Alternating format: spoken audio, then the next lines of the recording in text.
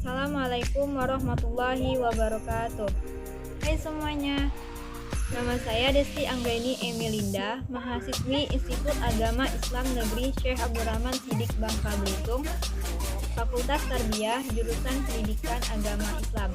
Nah, pada video kali ini saya akan menampilkan video pembelajaran di mana video ini dibuat untuk memenuhi tugas ujian tengah semester pada mata kuliah Psikologi Kepribadian. Pada video kali ini saya akan membahas tema tentang sejarah psikologi kepribadian. Baiklah, selamat menyaksikan. Pertama, saya akan membahas tentang pengertian psikologi kepribadian. Psikologi adalah ilmu yang mempelajari kondisi kejiwaan manusia dalam melakukan aktivitas-aktivitasnya, baik aktivitas motorik, kognitif, maupun emosional. Sedangkan kepribadian adalah salah satu bagian atau ciri khas yang istimewa dan sangat penting bagi kehidupan manusia. Berikut ini beberapa pendapat para ahli mengenai kepribadian. Yang pertama, menurut William Stern, di mana kepribadian adalah kehidupan dari individu secara keseluruhan. Yang kedua, menurut Henry Murray, kepribadian adalah lembaga yang mengatur tubuh sejak individu lahir hingga meninggal dunia, di mana ia tidak pernah berhenti untuk terlibat dalam kegiatan fungsional. Sehingga dapat disimpulkan, psikologi kepribadian merupakan suatu disiplin ilmu yang mempelajari tentang kepribadian manusia melalui tingkah laku atau sikap sehari-hari yang menjadi ciri khas seseorang dengan menggunakan cara atau berbagai jenis pendekatan. Sejarah psikologi kepribadian. Psikologi kepribadian sebenarnya sudah ditunjuk menjadi suatu disiplin ilmu sudah sejak sebelum Masehi. Hal ini juga terdapat dalam sebuah literatur mitologi kuno, yang artinya menutupi identitas yang tidak mencerminkan dirinya sendiri. Untuk membedakan ciri-ciri tingkah laku asli dari pemeran drama dengan tingkah laku tokoh yang diperankannya, para filsuf akhirnya tertarik untuk mempelajari tingkah laku manusia melalui berbagai penelitian. Sejarah psikologi kepribadian ini semakin berkembang pada abad ke-18. Sejarah perkembangan psikologi kepribadian dibagi ke dalam 3 periode. Yang pertama, periode pra berdirinya psikologi. Psikologi juga merupakan periode di mana psikologi belum menjadi sebuah keilmuan. Hasil pemikiran-pemikiran kritis terhadap hubungan manusia dengan lingkungannya yang memunculkan suatu pola tingkah laku inilah yang menyebabkan seorang Wundt untuk mendalami lebih lanjut hubungan ketiganya sehingga muncullah istilah psikologi. Periode kedua yaitu psikologi sebagai ilmu yang otonom. Pada akhir abad ke-19 merupakan babak baru dalam sejarah psikologi, di mana pada tahun 1879 William Wundt mendirikan laboratorium psikologi pertama di Leipzig, di mana ini sebagai titik awal perkembangan sejarah psikologi. Wundt memperkenalkan metode introspeksi yang digunakan dalam penelitiannya.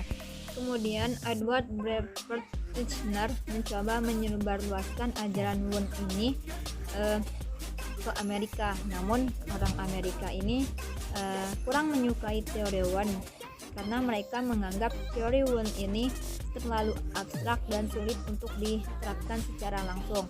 Akhirnya mereka membuat aliran baru yang disebut dengan aliran fungsionalisme, di mana aliran fungsionalisme ini lebih berfokus kepada fungsi jiwa daripada strukturnya.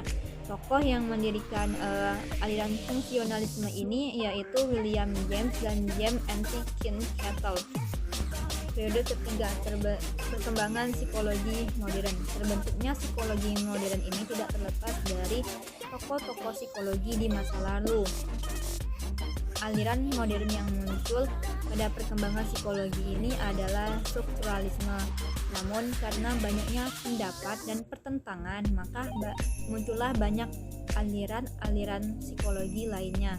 Yang pertama ada strukturalisme. Ini mempelajari tentang unsur-unsur yang sudah disusun. Tujuannya untuk menentukan pengalaman kesadaran dengan mengobservasi dan menganalisa unsur-unsur tertentu. Aliran kedua yaitu fungsionalisme, di mana pelopor aliran ini adalah William James. Aliran ini beranggapan bahwa kelangsungan hidup seseorang ini hubungannya itu jiwa dengan lingkungan secara dinamis. Aliran ini merupakan proses mental terjadinya aktivitas psikologi, tujuan, dan fungsi. 3. Behaviorisme ini masuk sebagai gerakan atau aliran psikologi yang kuat dan cukup berpengaruh. Pendiri aliran ini adalah John B. Weston. Aliran ini fokus pada gejala-gejala kesadaran atau di bawah alam sadar. Selanjutnya aliran Gestalt psikologi. Aliran ini merupakan suatu bentuk pandangan yang terstruktur atau strukturalisme. Pemikiran Gestalt membentuk suatu pola atau dasar sebagai unit kesatuan, sedangkan alat yang mendasarinya adalah persepsi dari hasil pengamatan. Yang keempat, aliran psikoanalisa. Psikoanalisa ini muncul pada tahun 1900-an, di mana psikoanalisa ini diawali oleh Sigmund Freud, seorang psikiater dari Australia. Melalui pengobatan yang dilakukan untuk pasien dengan gangguan kejiwaan, dan teori kepribadian ini muncul sebagai pendekatan psikoterapi dari berbagai pasien dengan gangguan mental yang berbeda. Aliran yang terakhir yaitu humanistik psikologi. Aliran humanistik ini merupakan bantahan dari kekurangan-kekurangan yang ada pada aliran behaviorisme dan psikoanalisa. Aliran humanistik ini didasarkan pada pengalaman masa lalu yang menjadi pengaruh pada pembentukan kepribadian manusia yang berbeda-beda. Humanisme ini lebih menitik beratkan pada perkembangan manusia dengan faktor subjektif seperti gambaran diri seseorang, penilaian akan tingkah laku, pengamatan terhadap respon, cita-cita ideal, dan lain sebagainya. Baiklah, itu saja video pembelajaran dari saya. Kurang dan lebihnya saya mohon maaf apabila terdapat kata-kata yang tidak pantas dan banyak kesalahan, saya minta maaf. Semoga video pembelajaran yang saya sampaikan tadi bermanfaat bagi yang menyaksikan. Saya akhiri, wassalamualaikum warahmatullahi wabarakatuh.